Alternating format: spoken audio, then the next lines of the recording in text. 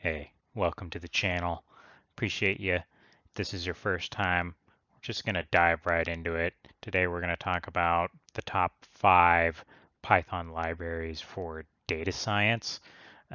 Just as a heads up, if you're a veteran of this field, nothing on this list is going to be very enlightening for you. This video is definitely made for novices. So if you don't really know where to start, and you're wondering what kind of Python packages you should download in order to get started, this is the video for you. The first on the entry is pandas, for good reason.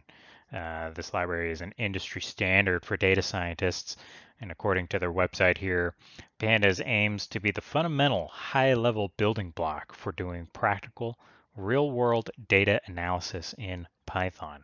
Additionally, it has the broader goal of becoming the most powerful and flexible open source data analysis manipulation tool available in any language. Which I guess is true because I learned Python using pandas, so I wouldn't really know how to use Python or code without it. It's that useful. I use it all the time.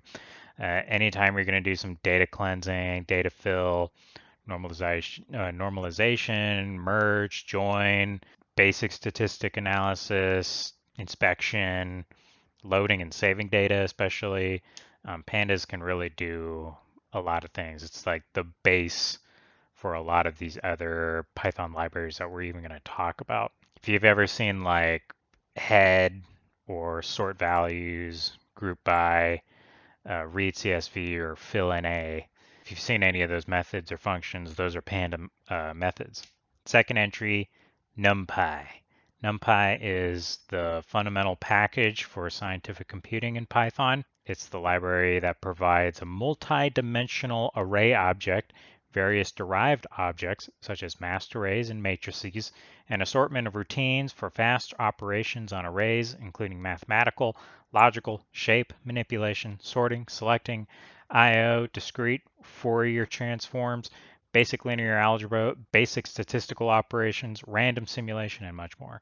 I know I threw a lot at you, and if you're a novice, that might not mean a whole lot to you at this point, but NumPy is just one of those libraries that you're going to come across and you're going to become very familiar with it. It does a lot of math for data science, and it's one of those things that's like peanut butter and jelly with pandas.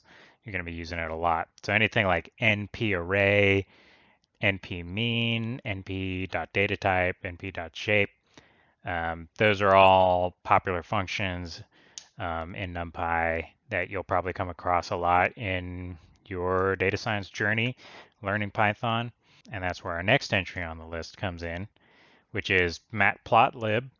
It's a comprehensive library for creating static, animated, and interactive visualizations in Python. It's also a good standard plot library for data scientists. Pretty much anytime you open up a Jupyter notebook on GitHub and you see bar graphs or histograms, scatter plots, anything, pie charts, those are usually coming from matplotlib.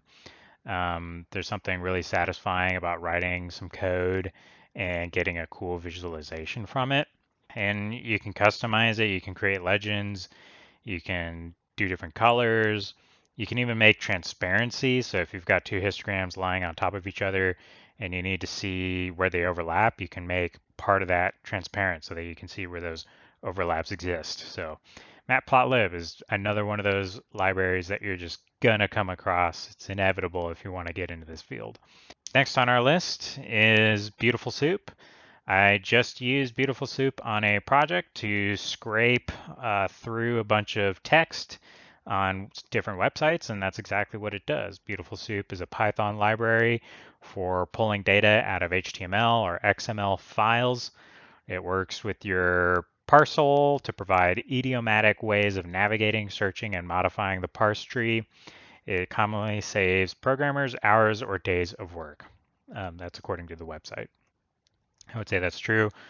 I was working on an NLP project I mentioned earlier where I needed a bunch of text to scrape through, and beautifulsoup is what I used for that. It's very easy. It's good for extracting, author, publisher date, title, descriptions, upvotes. You can use it on Twitter. That was the first tutorial I used it on. But you can even take out entire blocks of chunks. All you really need to do is know how to inspect a web page and punch it into the beautiful soup, and it extracts all of that information out. So very cool tool. I'm definitely going to be using it in the future and maybe making some more tutorials here on my channel. The next entry on our list is going to be scikit-learn. It's an essential library for data scientists who utilize machine learning. If you need to do some modeling, you're going to be using scikit-learn. Anything with classification, regression, clustering, dimensionality reduction, preprocessing, all that stuff is done with scikit-learn. Mainly, that's the one I've seen the most. So far, it's the only library I've used to create k-means, gradient boosting, random forest models for my projects. So it's a simple and efficient tool for predictive data analysis. It's accessible to everyone. It's reusable in various contexts, and it's built on top of that numpy, scipy, and matplotlib. So you're going to be definitely seeing a pattern with these libraries. They all sort of work in conjunction or even are built on top of each other, or they work only if you have pandas or if you have numpy. So, but that's it. That was the fifth one. Most of these libraries work best together. Like I said, nothing groundbreaking here, but if you're just getting started, I hope you find this interesting. Yeah, and I hope you found this helpful. If you did, like, subscribe, comment. If you didn't find it helpful, I doubt you're sticking around for this long. But anyway, that does it for the channel. Until next time, be sure to learn, apply, and thrive. Later.